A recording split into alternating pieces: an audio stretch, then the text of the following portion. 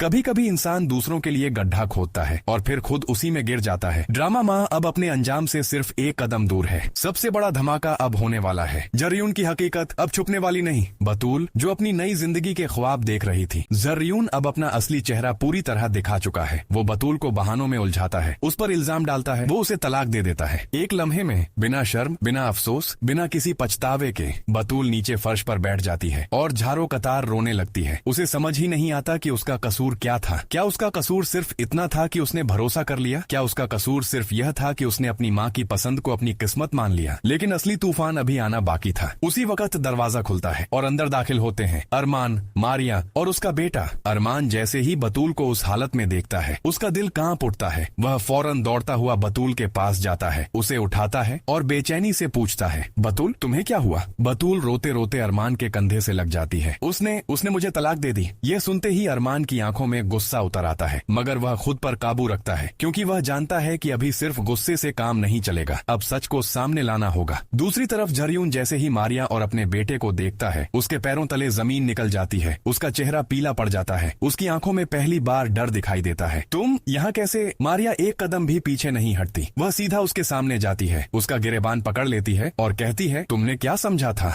तुम मेरा सब कुछ लूट कर, मेरा घर बर्बाद करके यहाँ आओगे और आराम से नई जिंदगी शुरू कर लोगे। ये तुम्हारी सबसे बड़ी भूल थी। जर्यून एक बार फिर अपने झूठ का जाल बुनने की कोशिश करता है। देखो, मुझे यहाँ फंसाया गया है। मैंने इस लड़की से शादी मजबूरी में की थी, अब मैंने इसे छोड़ भी दिया है। हम वापस अमेरिका चलेंगे, तुम इन लोगों की बातों में मत आओ। लेकिन इस बार उसका झूठ उसी के मुंह पर टूटता है। मारिया उसे एक जोरदार थप्पड़ मारती है। मुझे तुम्हारी असलियत का पता चल चुका है, अब तुम मुझे बेवकूफ नहीं बना सकते। अब खेल बदल चुका था। जर्यून अकड़ कर कहता है, जो करना है कर लो। यही वह लम्हा था जब अरमान आगे बढ़ा। उसकी आवाज में अब दर्द नहीं, फैसला था। ठीक है, अब मैं तुम्हें दिखाऊंगा भी और करके भी दिखाऊंगा। जिस वजह से मैं अब तक तुम पर हाथ नहीं डाल रहा था, वह वजह अब खत्म हो चुकी है। अब तुम जेल की हवा खाओगे और तुम्हारा बाप भी। यह कहकर अरमान बतूल को वहाँ से लेकर निकल जाता है, क्योंकि वह जानता है कि इस टूटे हुए दिल को सबसे पहले सहारे की जरूरत है और यह सहारा अब सिर्फ उसी घर में मिल सकता है जहाँ से सारी बर्बादी शुरू हुई थी। दूसरी तरफ एक और सच आसिया के दरवाजे पर दस्तक दे रहा था। मलिक के आदमी दोबारा आसिया के घर पहुँचते हैं। पहले भी आए थे, मगर उस वक्त बात टाल दी गई थी। अब की बार उनके चेहरे पर सख्ती है, आवाज में ठंडक है और इरादे में कोई नरमी नहीं। आसिया हैरानी से पूछती है, तुम लोग किस चीज की किस्त लेने आए हो?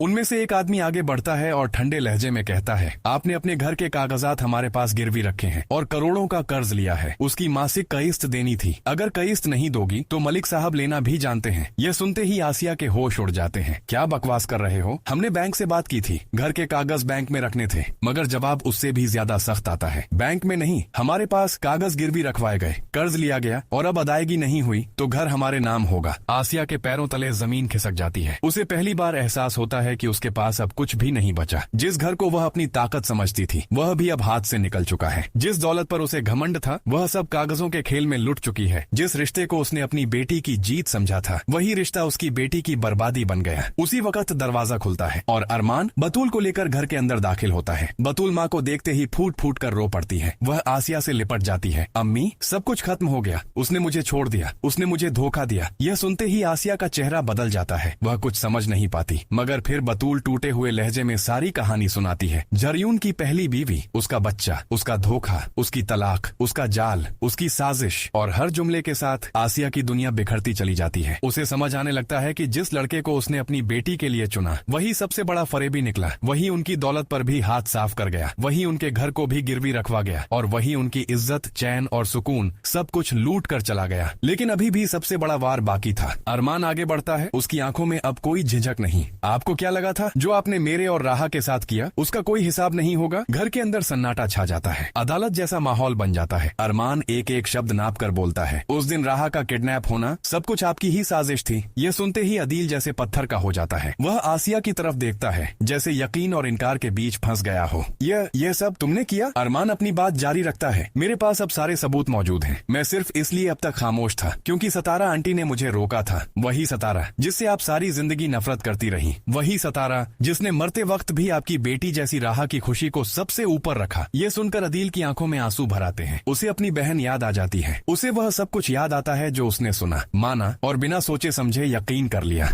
बतूल रो रही है, अदील रो रहा है और आसिया पहली बार अपनी बर्बादी को अपनी आंखों से देख रही है। उसकी जायदाद जा चुकी है, उसकी बेटी की जिंदगी उजड़ चुकी है, उसका घर गिरवी है, उसका कारोबार खत्म हो चुका है, उसकी चालें उसी पर उलट चुकी हैं और सबसे बढ़कर उसकी सच्चाई उसके अपने घर के सामने खुल चुकी है। यही वह लम्हा है जब इंसान को समझ आता है कि बदले की आग सबसे पहले घर के अंदर जलती है। अरमान अब सिर्फ एक अफसर नहीं लगता, बल्कि पूरा खेल समझने वाला मास्टरमाइंड दिखाई देता है। उसने सबूत भी इकट्ठे कर लिए हैं, उसने ठगों के खिलाफ दायरा भी तैयार कर लिया है, उसने वक्त भी सही चुना है और अब वह जानता है कि किसे कब और कैसे गिराना है। लेकिन इस सब के बावजूद उसका चेहरा यह भी बता रहा होता है कि उसके दिल में अभी एक बोझ बाकी है, क्योंकि एक सच अभी राह तक पूरी तरह नहीं पहुंचा और एक रिश्ता अभी अपनी मंजिल तक नहीं पहुंचा। आसिया को उसके कर्मों की सजा मिल चुकी है, मगर कहानी अभी खत्म नहीं हुई, क्योंकि अब सवाल सिर्फ जरयून और उसके बाप के अंजाम का नहीं, अब सवाल यह भी है कि राहा और अरमान की कहानी कहां जाकर रुकेगी। क्या राहा सच जान पाएगी? क्या वह यह समझ पाएगी कि अरमान ने उसकी खुशी के लिए अपनी मोहब्बत तक कुर्बान कर दी? क्या वो इस आदमी को पहचान पाएगी जो हर मोड़ पर उसके लिए लड़ता रहा मगर अपने लिए कभी कुछ नहीं मांगा? और सबसे बड़ा सवाल, क्या मोहब्बत इस सब के बाद भी अपनी मंजिल पालेगी? कहानी अब बिल्कुल उस दरवाजे पर आ खड़ी हुई है जहां से आखिरी एपिसोड शुरू होगा। एक तरफ साजिशों का हिसाब होगा, दूसरी तरफ रिश्तों का फैसला। एक तरफ कानून अपना काम करेगा, दूसरी तरफ दिल अपना। और शायद यही वह मोड़ है जहां माँ सिर्फ एक ड्रामा नहीं रहेगा, बल्कि एक ऐसी कहानी बन जाएगा जिसमें हर किरदार का अंजाम उसके किए का जवाब होगा। कुछ लोग अपनी जीत के लिए दूसरों को रुलाते हैं, मगर जब हिसाब का वक्त आता है तो उनकी अपनी दुनिया उजड़ जाती है। अब देखना यह है जरयून और उसका बाप जेल तक कैसे पहुंचेंगे, आसिया अपनी इस बर्बादी के बाद कैसे टूटेगी, अदिल क्या फैसला करेगा, बतूल इस सदमे से कैसे निकलेगी, और सबसे बढ़कर राहा और अरमान की अधूरी मोहब्बत क्या अपने अंजाम तक पहुंच पाएगी। ये सब अब अगले और आखिरी मोड़ पर सामने आएगा, जहां सच्चाई भी पूरी होगी और कहानी